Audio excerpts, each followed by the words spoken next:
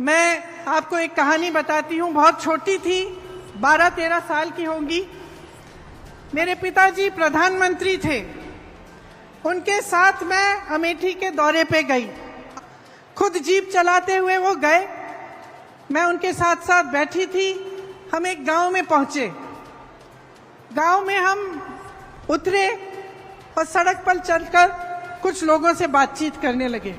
अचानक एक महिला उठी, बहुत जोर जोर से डांटने लग गई मेरे पिताजी को। तो मैं खुद चौंक गई, क्योंकि पिताजी से तो थोड़ा सा डर तो बच्चों को होता ही है, लेकिन उसके ऊपर से वो प्रधानमंत्री थे और मैंने ऐसे नहीं देखा था कि कोई उनको ऐसा डांट सके। डांटने लगी कि भाई मेरी सड़क है, पानी बरसा था, पूरी सड़क डूब गई है, उसमें तुमने क्या किया? और मेरे पिताजी उनको जवाब दे रहे थे। गाड़ी में बैठे मैंने कहा, बुरा नहीं लगा पापा? कहते बिल्कुल नहीं, ये मेरा कर्तव्य है और ये उसका कर्तव्य है, उस महिला का, कि मुझे याद दिलाए, मुझे बताए कि यहाँ ये समस्या है, इस समस्या को सुलझाओ। तो ये उस समय की राजनीति है जब प्रधानमंत्री तक नेता को एहसास होता था कि जनता के प्रति उसकी जवाबदेही है। तकरीबन 40 साल बीत गए, मैं बुढ़ी होने वाली हूँ। मैं उत्तर प्रदेश में काम कर रही थी। एक मोहल्ले के अंदर चली गई, एक महिला मिली, चूल्हे पे खाना पका रही थी। मैंने पूछा, गैस सिलेंडर है? कहा है दीदी, खाली पड़ा है। मैंने कहा भर सकती हो? कहती नहीं भर सकती, पैसे नहीं है।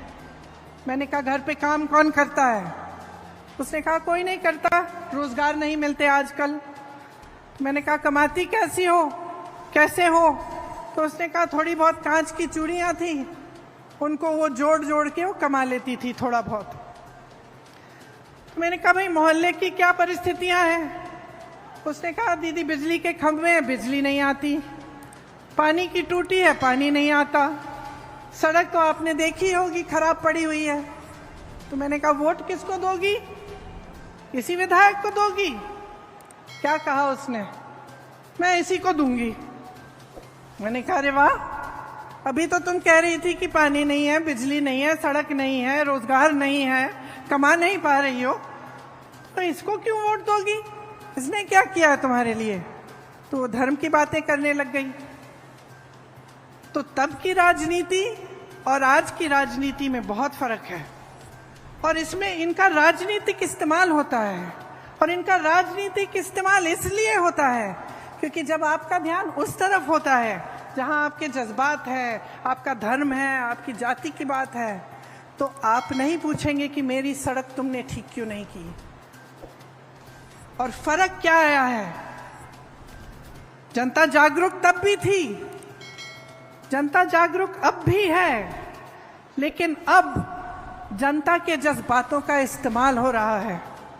धर्म की बातें होती हैं, जाति की बातें होती हैं। आप नहीं पूछेंगे कि मेरे लिए पानी क्यों नहीं आ रहा है, मेरी यहाँ टूटी में पानी क्यों नहीं आ रहा है। तो आप नहीं पूछेंगे कि मेरे पति के लिए, मेरे लिए आपने रोजगार क्यों नहीं दिलवाया। आज की राजनीति, अफसोस की बात है, लेकिन यही राजनीति चल रही है। और ये एक साजिश है, एक बहुत बड़ी राजनीतिक साजिश है, जिसे आप सबका ध्यान भटकाया जाएगा ताकि आप सही सवाल नहीं उठा पाएंगे। आपने देखा होगा केंद्र सरकार को, प्रधानमंत्री श्री नरेंद्र मोदी जी को हाल ही में उन्होंने G20 कराया। कोई नहीं कहता कि ये बुरी चीज है, अच्छा है, देश का मान सम्मान बढ़ता है, अच्छा है। 27,000 करोड़ रुपए इन्होंने खर्चे। 8,000 रुपए के ये हवाई जहाजों में उड़ के जाते हैं सिर्फ उनके लिए।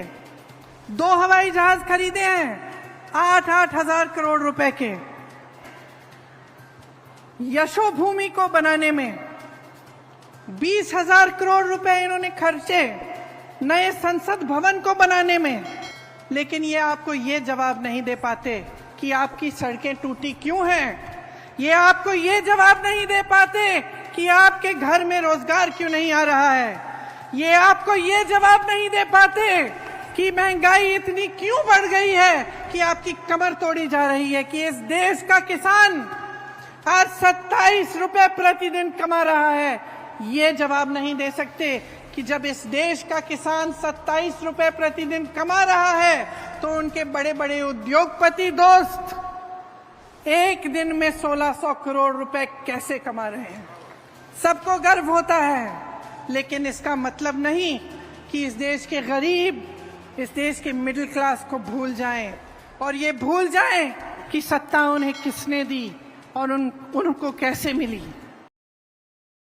सब्सक्राइब कीजिए न्यूज रिएक्शन चैनल को और प्रेस कीजिए नोटिफिकेशन बेल को ताकि आप पास के लेटेस्ट न्यूज अपडेट्स सबसे पहले